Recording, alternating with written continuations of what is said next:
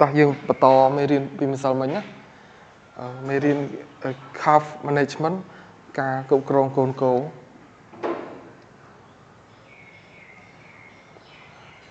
យើងមកដល់ចំណុចនេះមកដល់ចំណុច cycling ការបើកដោះការបំបើកដោះមេហ្នឹង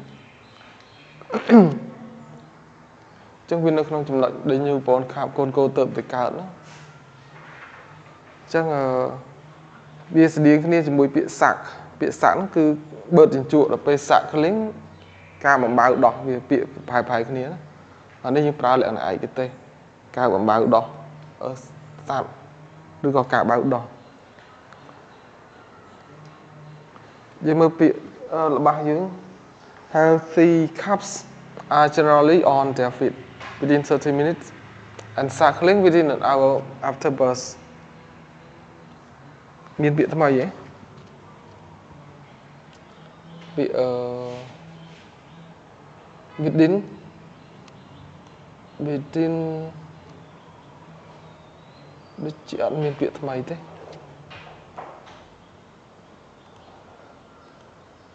បាទអត់មានពាក្យថ្មីទេ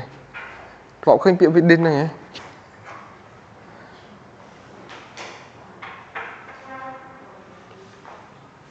ឈប់បាត់សិនបឺស្អីបាក់តែនិយាយមិញអត់ស្ដាប់ទេអីអំបៅហ្នឹងណា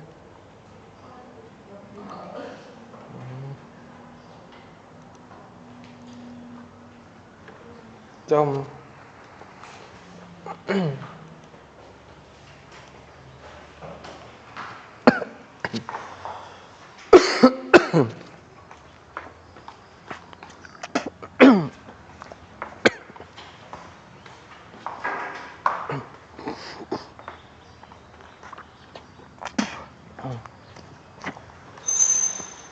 Suckle ពាក្យ suckle ហ្នឹងបកថាបំបៅឬក៏បៅតែต้องបើកដោះមេហើយពាក្យ within ហ្នឹងគឺជាប្រភេទធ្នាក់ពីជាធ្នាក់មាននៅខាងក្នុងឬក៏ខាងក្នុង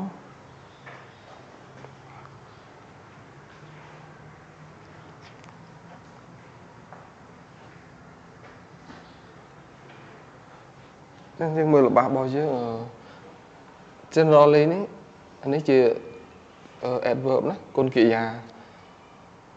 គុណកិរិយាប្រភេទនេះយើងអាចបកមុនក៏បានដែរឬក៏បកក្រោយក៏បានតាមដែលអាចស្ដាប់បានវាបរិយាយឲ្យរបស់ទាំងមូលតែម្ដងជាទូទៅនេះ healthy calf កូនគោដែលមានសុខភាពល្អជាប្រធាននៃរបស់នេះ linking verb are on their feet within 30 minutes នេះជាប្រភេទ subject complement ជាកម្មបទជាលក្ខណៈបំពេញ and cycling សំដៅទៅលើកូនគោមានសុខភាពល្អហ្នឹងណាវា and ក្នុងរយៈពេល1ម៉ោងបន្ទាប់ពីកើតអញ្ចឹងយើងបកឡើងវិញកូនគោជាទូទៅនេះចឹងបកមុនមកដើម្បីស្ដាប់បានជាទូទៅកូនគោដែលមានសុខភាពល្អ on their feet នេះវាបើយើងនិយាយពាក្យថានៅលើជើងរបស់វានៅលើជើងមានកូនគោដែលមានសុខល្អវានៅលើជើងរបស់វាមានន័យថាវាអាចឈរបានយល់ទេអញ្ចឹងយើងអត់បកពាក្យចំទេថាអាចឈរបានឈរនឹងក្នុងរយៈពេល within 30 នាទីហើយបើកដោះមេវាហើយអាចបើកដោះបានក្នុងរយៈពេលប៉ុន្មាន within រយៈពេល1ម៉ោងក្រោយពី after birth ក្រោយកើតស្ដាប់បានទេលំសាយ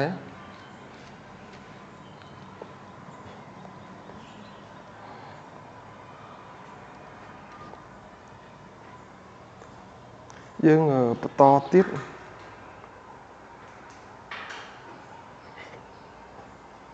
យើងធ្លាប់សង្កេតទេធ្លាប់ឃើញគោកើតគោនេះយើងហ្នឹងហើយក្នុងរយៈពេលប៉ុន្មានវាអាចក្រោកឡើង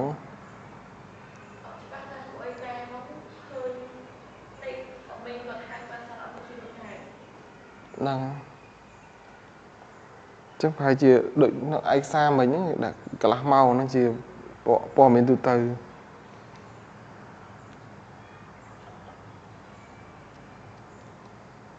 របស់បន្ទាប់ The calf should be allowed to run with its mother and suckle at any time if the cow is producing milk normally ពាក្យ normally ជួបសិលមិញទេតាមានណាចាំបកថាម៉េចទេ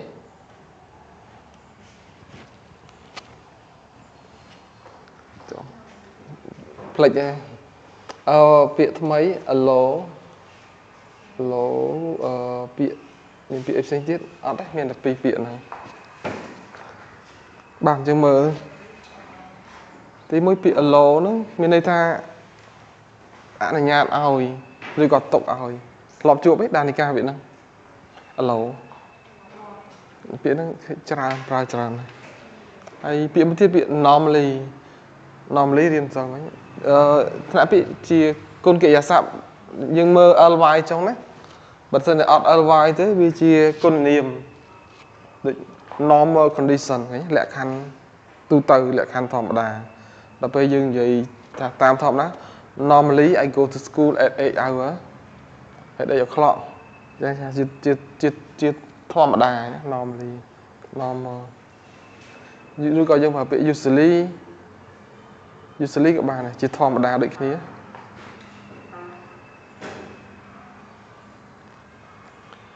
បានហើយរបស់នេះគឺជារបស់នេះរបស់ក្រអត់មែនរបស់ផ្សំចូលដោយសារមានឆ្នោត clear if អញ្ចឹងក្រោយពី if នេះគឺជារបស់ទី2ណាអញ្ចឹងយើងមើលរបស់ទី1យើងមានកិរិយាសព្ទចំនួនដល់ទៅ2នេះមាន should មួយហើយមាន be មួយទៀតអញ្ចឹងយើងឲ្យទៅឃើញ be ទាំងជារបស់កម្មហើយប្រធានរងអំពើអញ្ចឹងកូនគោហ្នឹងកូនគោគួរតែត្រូវបានអនុញ្ញាតនេះឬក៏គេបកថាគេគួរអនុញ្ញាតឲ្យកូនគោអញ្ចឹងក៏បានដែរឬក៏កូនគោគួរតែត្រូវបានអនុញ្ញាតឲ្យអីគេឲ្យរត់ជាមួយ its mother មេរបស់វាហើយបៅដោះមេវា sucker at any time នៅពេលណានៅគ្រប់ពេលណាក៏ដោយប្រសិនបើគេបើសិនទីមេកូនេះមេកូហ្នឹងវាផលិតអីគេផលិតទឹកដោះបានធម្មតាអញ្ចឹងណាអញ្ចឹងយើង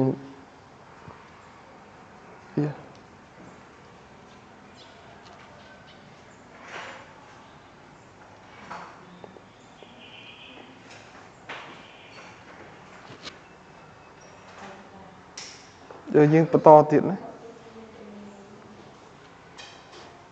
អញ្ចឹងយើងកាលណាវាបៅដោះមេវាអីវាស្គាល់កូនមេអញ្ចឹងវាបង្ហាញនូវភាពប្រក្រតីអញ្ចឹងយើងលែងបារម្ភហើយឲ្យតែវានៅមេវាគឺសុវត្ថិភាពទាំងសុខភាពហើយនឹងវាចេះការពារកូនមេយើងទៅចិត្តអីអត់បានទេបន្តតាមគោដែរណា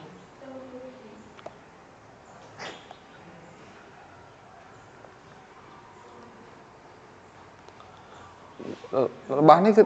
វាជាតម្រងដូចរបស់មុនដែរគេឆ្នាប់ឃ្លៀមនៅមុខនេះវិញជាប្រភេទរបស់ផ្សំកាលណាវានៅខុសទីតាំងជាទៅឆ្នាប់គឺវាត្រូវនៅកណ្ដាលឆ្នាប់ណាវានៅខុសទីតាំងវាត្រូវកាត់ខមាកន្លែងណាមួយយើងមើលនេះកាត់ខមានេះអញ្ចឹងរបស់នេះជារបស់ច្បងនៅនេះវិញចឹង if the calf is kept separated from the cow it should be allowed to suckle at least 3 times a day and should always have access to fresh green raw fish ពាក្យ separate ដានិកាចេះពាក្យហ្នឹង separate ដូចដែរមានពាក្យផ្សេងទៀតទេ access នេះម្សិលមិញ raw fish អីគេចំណីចម្អែតណាពាក្យ separate ហ្នឹងគឺបំបែកហ្នឹងគឺបំបែកចេញឧទាហរណ៍ថាសុភ័ត្រាធ្វើគេបែកគ្នាអញ្ចឹងធ្វើគូស្នេហ៍មកគូបែកគ្នាយើងប្រើពាក្យហ្នឹងដែរ separate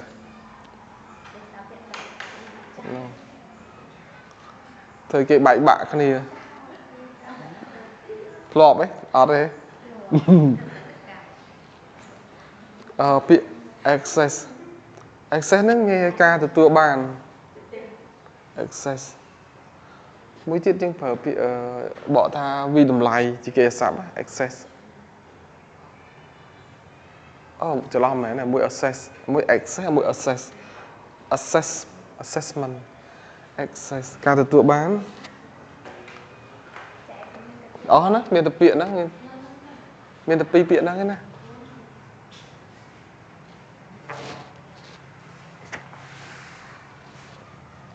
បាទយើងបករបស់នេះមុនឆ្នប់ clear if person បើនិយាយទៅបកនៅស្ដាប់បានបករបស់ច្បងមុនក៏បានបក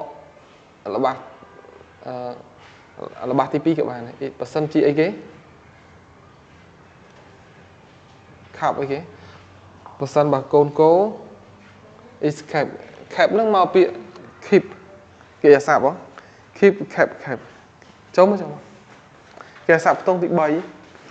គេអាសាប់ច្បកគេអាសាប់ខ្ទង់ទី1វាគឺ keep ហ្នឹងរក្សាទុករក្សាឬក៏ទុកអញ្ចឹងបើសិនបើកូនកោត្រូវបាននេះគេត្រូវបានទុកនេះត្រូវបានទុកឲ្យយ៉ាងម៉េចទុកឲ្យនៅឆ្ងាយដូចទុកឲ្យនៅឆ្ងាយពីគ្នាឆ្ងាយពីទុកត្រូវបានទុកឲ្យនៅដាច់ដលែកពីមេកូនេះ the calf និង the cow អញ្ចឹងពាក្យផ្សេងគ្នាណាពីថ្ងៃទៅយើងប្រើកុំឲ្យច្រឡំពាក្យ cow មេកូ calf កូនកោដល់ពាក្យ cattle អាហ្នឹងគោទូទៅបន្តមកទៀត it should be alone នេះ it នេះសំដៅទៅលើអីគេកូនកោនេះបើយើងប្រើសព្វនាមបរិស័កចំនួនឲ្យកូនកោ should be alone កូនកោនោះគួរតែត្រូវបានទុកអីគេទុកឲ្យបៅសាក់ខើបៅដោះមេវាយើងថែមទុកឲ្យបៅដកទៅបៅយើងថែមបោយពាក្យទៅបៅដោះមេវា at least យ៉ាងហោចណាស់ yes 3 times a day 3 ដងក្នុងមួយថ្ងៃហើយ and should always have say ហើយគួរតែទទួលបានជាដរាប always ហ្នឹងគឺជានិច្ចការជាដរាប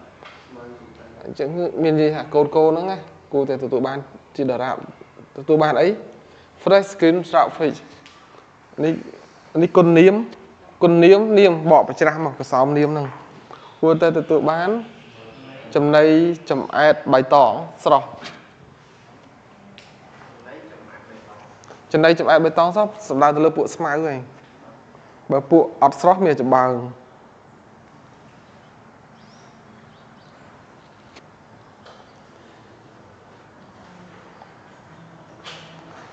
ពួកយើងអានតែគ្រូមាន slide ស្រាប់លែងយកសភៅមកអស់ហើយសភៅសទូចពេកហ៎តោះហ្នឹងហើយអញ្ចឹងយើងមើលរូបភាពហ្នឹងទៅបើមានវាស្មៅមានអីទៅវាបានបិចបោចស៊ីស្មៅខ្ចីណាកាលណាវារៀនស៊ីស្មៅទៅអាពោះធំរបស់វាចាប់ដើមវិវត្តដល់ពេលដែលវារៀនចាប់ដើមស៊ីស្មៅរបស់បន្តទៀត when this is not possible or if the calf is weak it is best confined to a pen បាទឥឡូវមានពាក្យថ្មីអត់ weak yeah weak វាចិត្តត្រូវហ៎ weak អីគេដានីកា weak អត់ដឹងណាខ្សោយហ្នឹងហើយពាក្យចឹងសោះអត់ចាំ possible confine ចុះ pen ត្រង់ហ្នឹងមិន pen បិចទេពាក្យ possible ហ្នឹងមានន័យថាទៅរួចលេបរួចអត់ស៊ីកើតអត់យើងចង់ពីលទ្ធភាពបើថាមិនកើតទេ impossible ចុះទៅមិនរួចទេ impossible បើថាទៅរួច possible សួរដែលអាចឬក៏អាចធ្វើបាន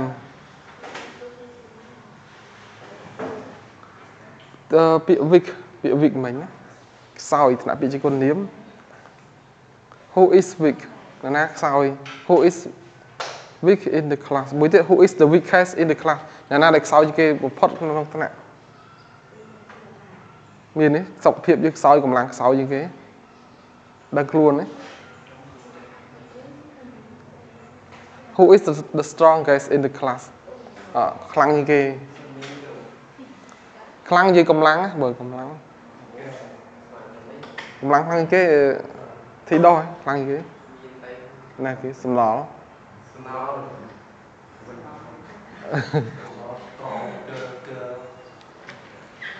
ពាក្យតបទៀតពាក្យ confine ធ្លាប់ជួបពាក្យហ្នឹងឯងគ្នាយើងពាក្យ confine ណា confine នេះឃុំឃាំងឬក៏បង្ខាំងដូចជ្រូករបស់យើង confinement system វានៅក្នុងប្រព័ន្ធចាំដាក់ត្រង់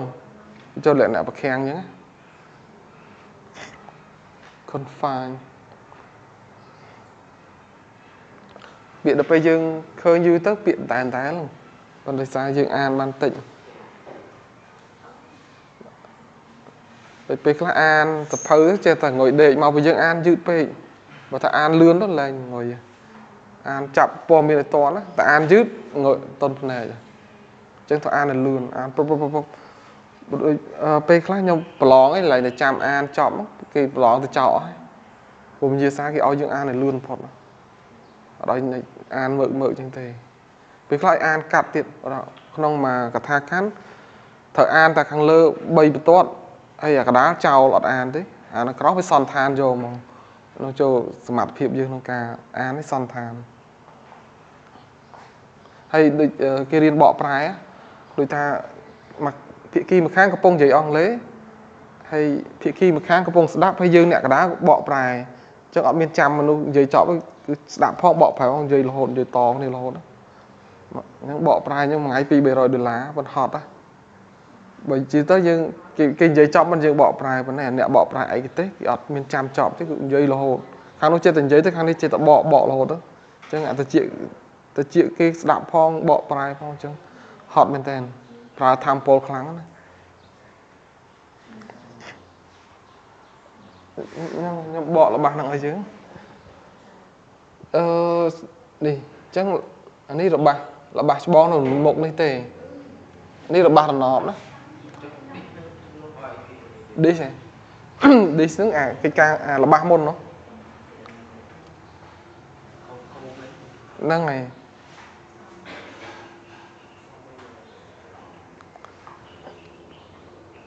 នេះរបស់រណបណាជាប់ដោយនេះគេហៅគេ relative clause ហ្នឹងគេហៅ relative clause ហើយបានឥឡូវយើងបកនេះមុនក៏បានបករបស់រណបនេះក្រោយក៏បានបកតែមួយណាក៏មុនក៏បានអត់អីនៅពេលដែល decision នៅពេលដែលសកម្មភាពនេះមិនអាចធ្វើកើតនៅពេលដែលសកម្មភាពហ្នឹងមិនអាចធ្វើកើតតើបានទេសកម្មភាពមុនហ្នឹងគេចង់និយាយពីសកម្មភាពអីហ្នឹងហើយការទុកឲ្យកូនកោបៅហ្នឹងឬក៏វាដើមកើតអីនៅពេលដែលសកម្មភាពនេះមិនអាចធ្វើកើតឬក៏បើកូនកោនោះវាខ្សោយអញ្ចឹង it is best មានថាយកល្អ best ហ្នឹងមានល្អបំផុតគឺម៉េច confine to a pen គឺបង្ខាំងកូនកោហ្នឹងទៅក្នុងទ្រុងព្រោះវា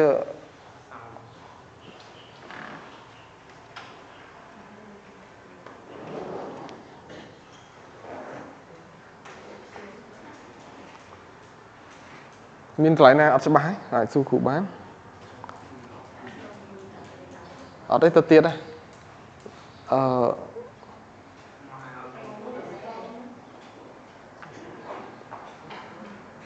ព្រោះយើងដាក់វាត្រង់វាយើង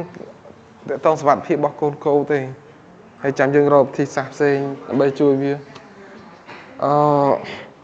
បស់បន្ទាប់ at birth the calf's stomach has esophageal groove through which the milk flow directly to the true stomach where it is digested efficiently true stomach ហ្នឹងរៀនសិលមិញabomasum ហ្នឹងបាទឥឡូវយើងមើលពាក្យ stomach នេះចេះណាខ្ញុំអត់បកឲ្យណាអានេះក៏បង្ហាញសិលមិញ esophageal groove ប៉ុន្តែខ្ញុំបកពាក្យ groove នេះឲ្យesophagus បំពង់អាហារ esophageal គឺគុណនាមត្រាពាក្យគុណនាមនៃបំពង់អាហារ through sẽ kia nắng flow đại chế này riêng hai ấy efficiently này bị tham mày xem gặp buổi chứ bị tim mũi bị groove mà nó chừng ô vì miếng nọt với hồ tới còn nó không một bông há miếng chừng ô vì grooveจะเปรียบใจเต้ให้เปรียบนั้นยังใส่ปลาตัวเติมมาเนี่ยเปรียบ flow เปรียบนี่ตัวเติม flow หลอกเคยมีนั่งไหนตึกโฮground spin water flow under the bridge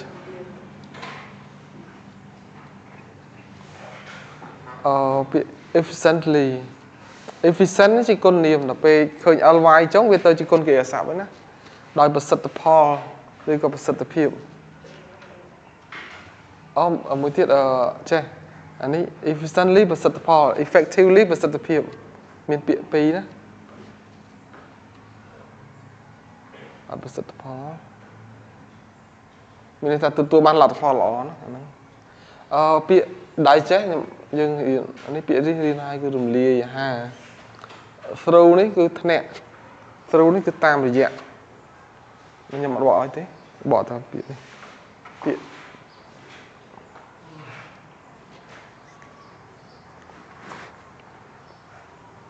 กอดให้ไหน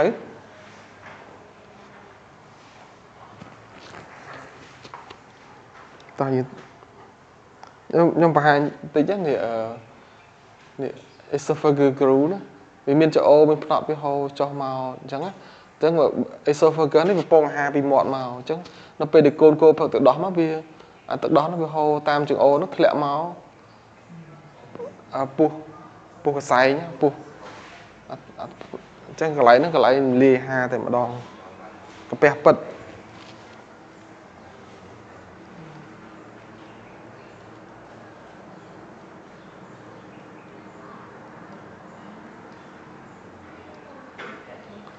บ้านครูบอกเอาติดAirbus នៅពេលកើតនៅពេលកើត the cap storm match នេះប្រធាននេះរបស់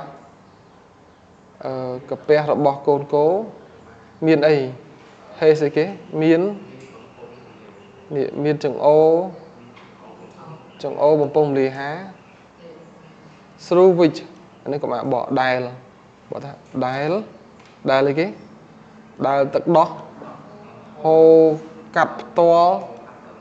តាមរយៈបំពង់ចង្អូហ្នឹងណាដែលទឹកដោះហូរកាត់ផ្ទាល់តាមនោះទៅកាន់ the storm ទៅកាន់កាពះពិតពោះកសែងមិញហ្នឹងបូម៉ាសឹមមិញហ្នឹងដែលនេះដែលហ្នឹងគឺដែលសម្រាប់ទៅលើទីតាំងដែល it is digested ដែលវា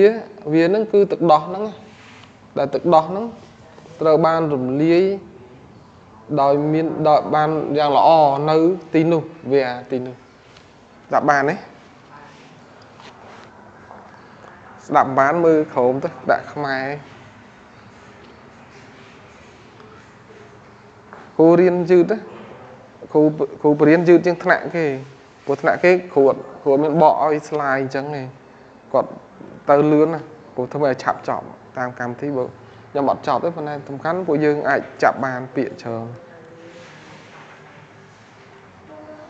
This groove is stimulated when the calf suckles but less so when it drinks from a bucket ពាក្យ stimulate ពាក្យនេះធ្លាប់រៀនដែរប៉ុន្តែប្រហែលអត់ណាចាំទេ drink ចេះណា drink គេចឹងបាច់បក bucket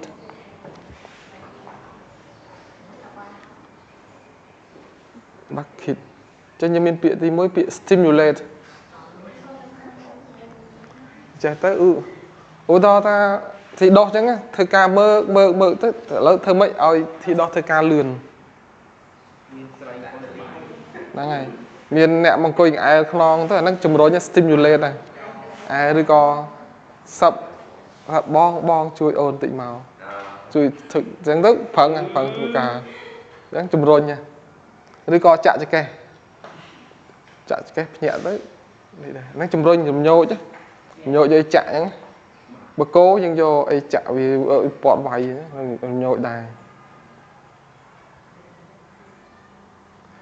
យើងប្រើពាក្យ stimulate ចឹង bucket ហ្នឹងគឺធុងទឹកធុងដងទឹកដល់អីហ្នឹងគេហៅធុង bucket ធុងពេត្រូលយើងក៏ប្រើពាក្យ bucket ហ្នឹងដែរ bucket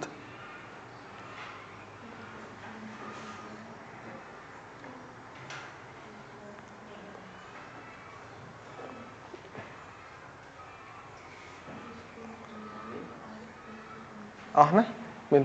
ពាក្យផ្សេងបានយើងមើលនេះ this screw ជាប្រធាននៃរបស់នេះជាស័ព្ទជំនួយ B to B ហើយនេះតែឃើញហ្នឹងចូលប្រភេទរបស់កម្មហ្នឹងណាអញ្ចឹងចង្អូនេះត្រូវបានរំញោចហ្នឹងណា stimulate ត្រូវបានរំញោចនៅពេលកូនគោបៅដោះផឹកទៅដោះបៅដោះមេវាហ្នឹងប៉ុន្តែរំញោចតិចតួច less ហ្នឹងតិចមែនតើរំញោចតិចតួចនៅពេលណានៅពេលដែលកូនគោផឹកទឹកដោះផឹកនោះស្ដាប់ផឹកទឹកដោះផឹកពីក្នុងធុងអញ្ចឹងចង្អូហ្នឹងបើសិនជាបៅដោះពេលវាដំណើរការល្អប៉ុន្តែបើផឹកទឹកដោះនៅក្នុងធុងអត់សូវរំញោចម៉ានទេអញ្ចឹងអាចឆ្លក់ទៀតអាចឆ្លក់អាចអី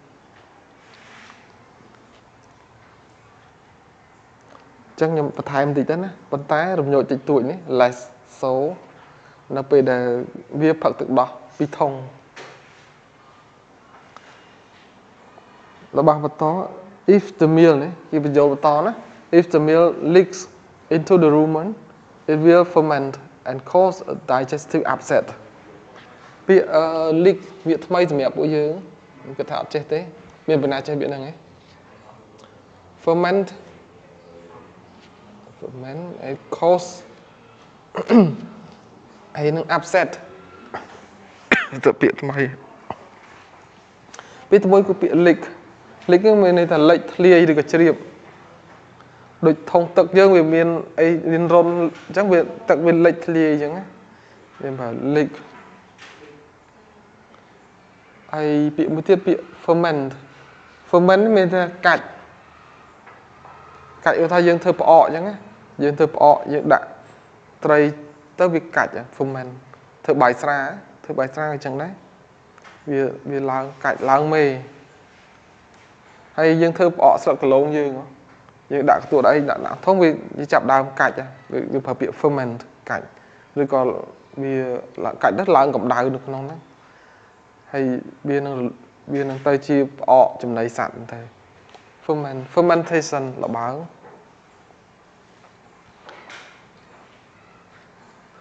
ពាក្យមួយទៀតពាក្យ cause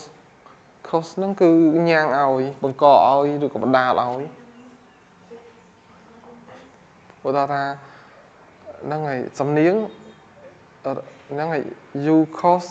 us separated ហ្នឹងហើយសំនៀងធ្វើឲ្យពួកខ្ញុំយើងបែកបាក់គ្នាអញ្ចឹង separated ឧទាហរណ៍ហើយហ្នឹងមានយើងញ៉ាំងឲ្យឬបង្កហេតុដែរ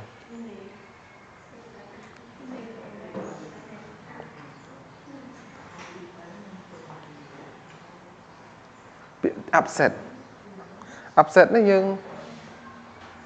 អាចប្រើនេះបានទេថាថ្ងៃហ្នឹងនេះថារកម្មចិត្តមានថាសង្សាររត់ចោលសង្សារបែកចិត្តគេប្រើពី upset ដែររកម្មចិត្តដល់ពេលដំណើរអត់ស្រួលថាយើងហូបអាហារដល់អត់ស្រួលក្នុងខ្លួនយើងប្រើពី upset ដែរយើងប្រើ digestive upset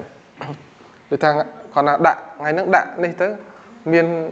មកកាក់ផងមានតបែកផងមានពុត្រាផងដល់អញ្ចឹងគោពោះនេះ digestive upset ដែរដល់ពេលគោពោះទៅរត់ទូសង្គ្រាមកាត់ឡើង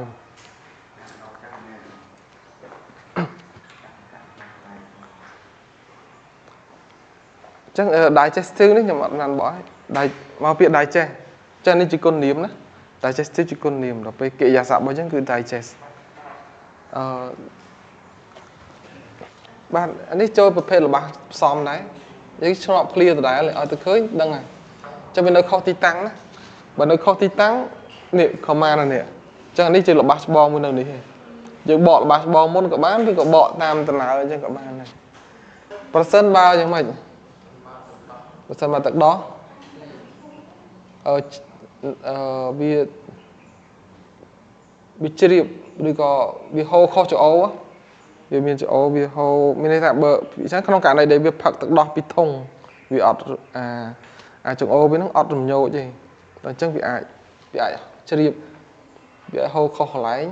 ជ្រាបទៅក្នុងអីគេទៅក្នុងពោះធំអញ្ចឹងទឹកដោះអេតនេះគឺទឹកដោះហ្នឹងវានឹងអីគេវានឹងកាច់វាហើយបង្កឲ្យមានហ្នឹងហើយមានដំណើរការវិហារមិនល្អមិនស្រួល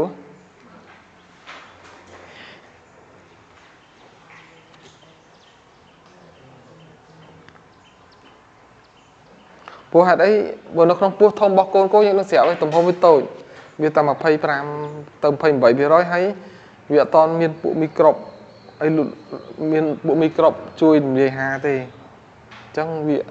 មានបញ្ហាអញ្ចឹងដល់ពេលកូនរៀនស៊ីស្មៅតិចអញ្ចឹងទៅវាចាប់ដើមវិវត្ត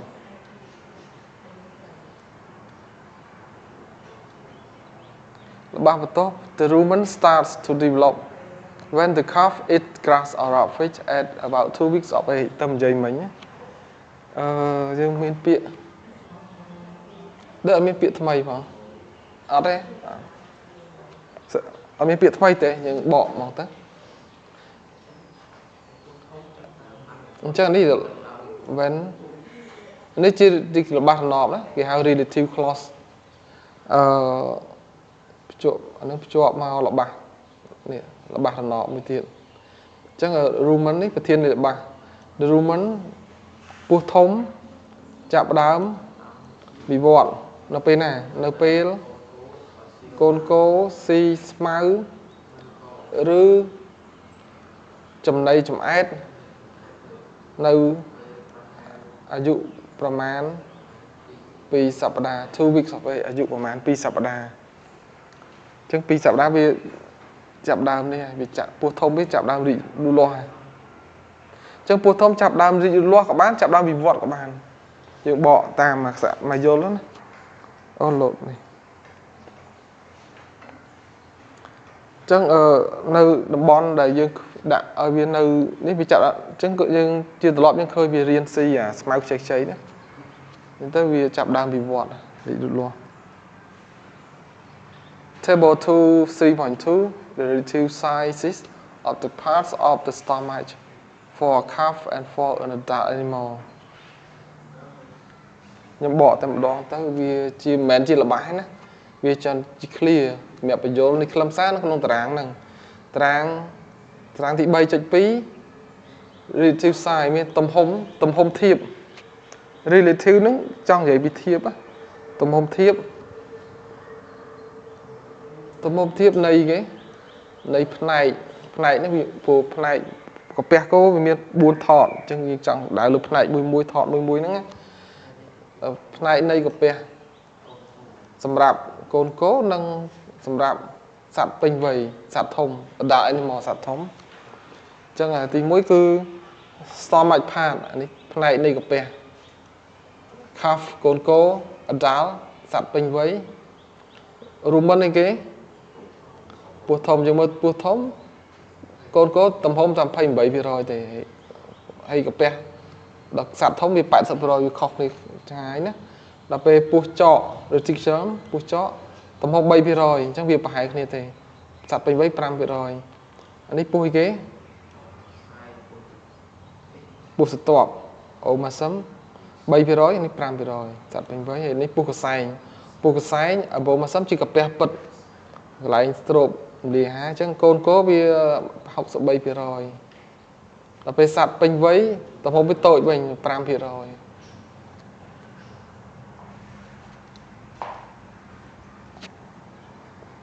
អ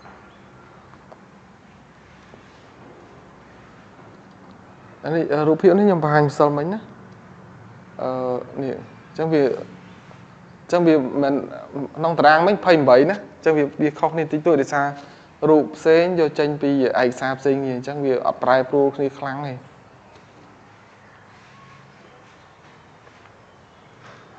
miền ấy ngó lên tiện tôi là rụp hiệu nó